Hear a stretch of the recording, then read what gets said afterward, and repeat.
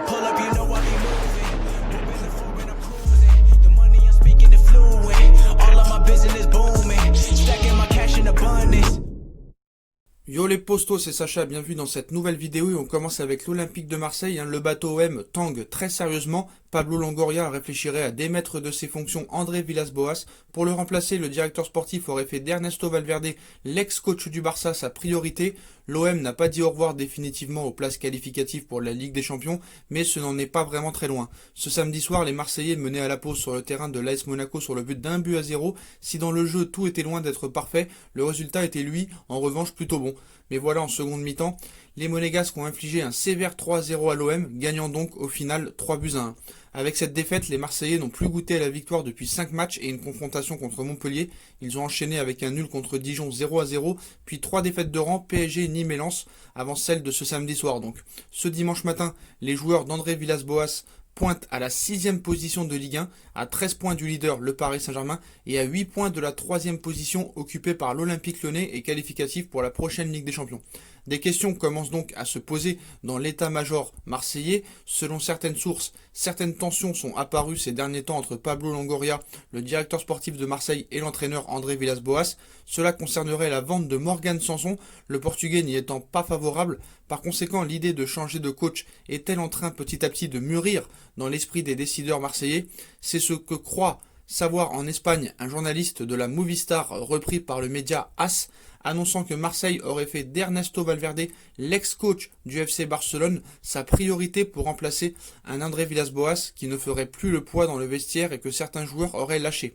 Les négociations ne sont pas entamées, mais Valverde serait donc la priorité de l'Olympique de Marseille. Reste à savoir si André Villas-Boas va partir et si l'on saura se montrer une nouvelle fois très convaincant.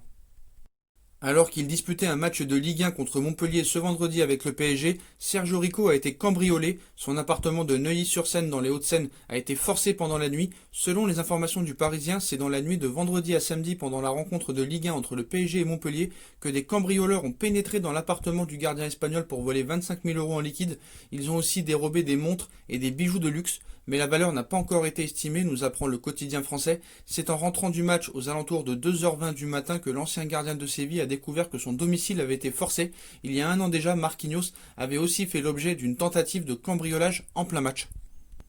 Annoncé dans le viseur du PSG ces dernières semaines alors qu'il arrivera bientôt en fin de contrat avec Manchester City, Sergio Agüero souhaiterait finalement rejoindre le FC Barcelone. Agüero se serait proposé au Barça. Comme l'a révélé Mundo Deportivo samedi, Manchester City n'aurait pas l'intention de prolonger Sergio Agüero et l'entourage du buteur argentin aurait donc pris son avenir en main en proposant ses services à plusieurs candidats de la future présidence du FC Barcelone. En clair, Agüero aurait une préférence pour le Barça, ce qui plomberait donc d'entrée de jeu les espoirs du Paris Saint-Germain dans ce dossier.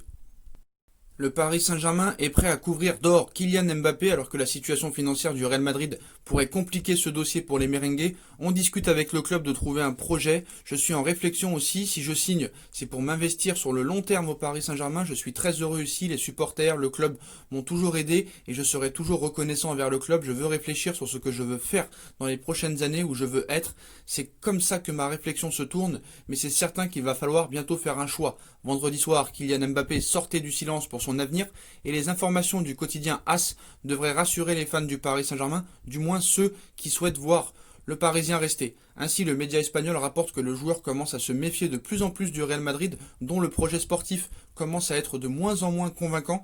Le Français attend un signe du Real, mais veut surtout des garanties vis-à-vis de la possibilité de gagner des titres. Toujours selon la publication madrilène, les Parisiens sont prêts à mettre un salaire de 24 millions d'euros net sur la table pour le convaincre de rester, mais l'argent n'est pas le seul critère et la guerre ici pour Kylian Mbappé, et le joueur serait disposé à gagner moins d'argent au Real Madrid, lui aussi en difficulté sur le plan financier. Le fait de jouer au Real Madrid serait en revanche plus rémunérateur vis-à-vis des sponsors. Quoi qu'il en soit, le joueur veut être fixé rapidement si le Real Madrid n'a pas les moyens de se l'offrir cet été. Il veut savoir maintenant du côté du Real Madrid, on reste plutôt positif et on tentera bien de recruter le Français cet été. Mais entre la crise, le crédit contracté pour renouveler le Bernabéu et d'autres postes à renforcer, la marge de manœuvre des merengues risque d'être bien limitée. Voilà les postos, c'est la fin de cette vidéo. Comme d'habitude, dites-moi en commentaire ce que vous en pensez. Je compte sur vous pour bombarder la barre de like. On like, on partage, on commente, on s'abonne. On active la petite cloche pour être tenu au courant des vidéos qui vont sortir. On me rejoint sur mes différents réseaux sociaux, ainsi que sur No Feeling, ma deuxième chaîne YouTube. Vous avez aussi la cagnotte PayPal qui est toujours en lien en description. Voilà les postos, je vous souhaite à tous une bonne continuation, prenez soin de vous et à très vite pour une nouvelle vidéo les postos. Tchuss.